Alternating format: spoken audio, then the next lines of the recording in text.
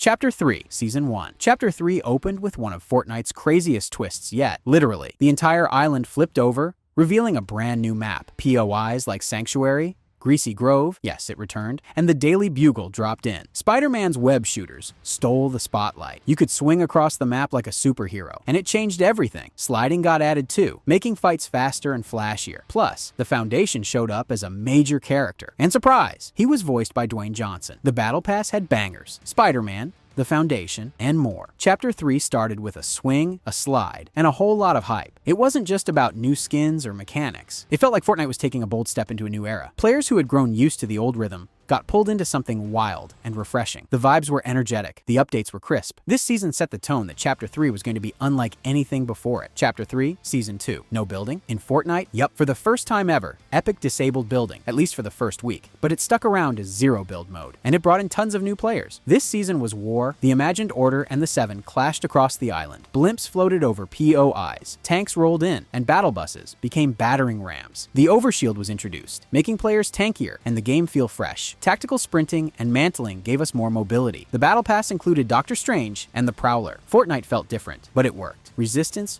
was bold, risky, and unforgettable. Every match felt like a battlefield, not just a build fight. You had to think differently, move smarter, and adapt to chaos. The no-build meta made Fortnite accessible in a new way, bringing in players who wanted pure gunplay. And the story, epic. Full-blown war zones, story cinematics, and a constant push-pull between factions. Fortnite felt alive in a brand new way. Chapter 3, Season 3. After a season of war, Fortnite chilled out. Like, really chilled. Chapter 3. Season 3 was all about good vibes. Rave Cave replaced Command Cavern. Ballers were back with a roller coaster. Reality Falls brought in glowing trees, bouncy mushrooms, and reality seeds you could plant and grow loot from. Darth Vader dropped in as a boss. You could fight him, steal his lightsaber, and go full Jedi. Indiana Jones joined the party too. This season didn't try to be sweaty. It wanted you to have fun. Bright colors, wild POIs, and laid-back energy. It was Fortnite's summer break. The loot pool was playful. Mobility was wild, and the creative side of Fortnite took center stage. It wasn't just a season, it was a celebration. The music, the lighting, the vibe of the entire map screamed summer vacation. Players explored just to explore, fought just to flex,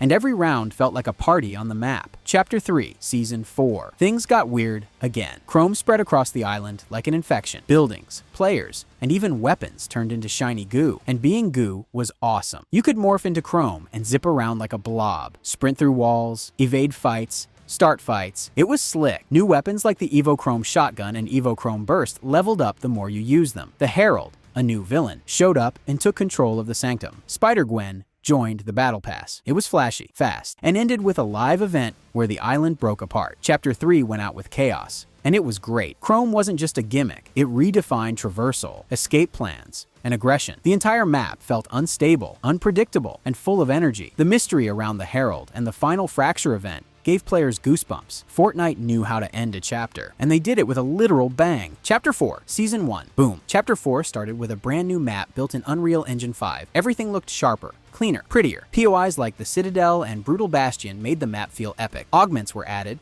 giving players random buffs mid-match, like infinite sprint, bow mastery, or faster reloads. It was like perks in a battle royale. My Hero Academia joined the game, and Deku's Smash was a game-breaking power move. You either loved it or hated it. Doomslayer, Geralt of Rivia, and the Ageless Champion filled out a stacked battle pass. And the Shockwave Hammer? Absolute chaos. Smack players across the map, bounce like a maniac. This season redefined fun. Not only that, but the visual leap thanks to Unreal 5 gave Fortnite a facelift. Colors popped, lighting glowed, and gameplay felt more cinematic than ever. Augments added a layer of randomness that kept each match fresh. You could suddenly change your strategy halfway through a game, and that was exciting. Chapter 4, Season 2. Welcome to the future. Chapter 4. Season 2 gave us Mega City, a neon-soaked cyberpunk biome with grind rails, high-rise shootouts, and katanas. It felt like Fortnite met Cyberpunk 2077. The kinetic blade became the star. It let you dash, slash, and drop enemies in style. Attack on Titan arrived mid-season, bringing ODM gear and Thunder Spears. The speed and mobility were unmatched. You could zoom around like Levi. The Battle Pass had Eren Yeager, Thunder, Mizuki, and more. With a mix of samurai, sci-fi, and anime, Season 2 was pure style and speed. It felt new in all the right ways. Every moment felt like a high-speed chase. The map layout encouraged verticality and creativity. Skyscraper fights, blade duels, rail escapes. This wasn't just Fortnite, it was a fast-paced anime showdown every time you dropped. Chapter 4, Season 3. Things got wild. A massive jungle biome grew in the center of the map thanks to the Wild Guard era. Raptors returned. You could ride them. Grind vines let you swing through trees. Mud made sliding extra fast. The kinetic boomerang arrived and became a go-to favorite. Transformers joined the island, with Optimus Prime headlining the Battle Pass. You could spot ancient ruins, colorful flora, and crash technology. It blended primal chaos with futuristic flavor. The vibe? Jungle meets science fiction. One of the most creative mid-chapter shifts Fortnite had done. Every corner of the jungle was bursting with life. Wildlife attacked. The terrain shifted with roots and traps. It was Fortnite going full adventure mode. It pushed you to explore, not just eliminate. Chapter 4, Season 4. Heists, vaults, and villains. Fortnite turned into a spy thriller. The island was overrun with high-tech hideouts controlled by bosses like Kato Thorne. You could break into vaults, grab mythics,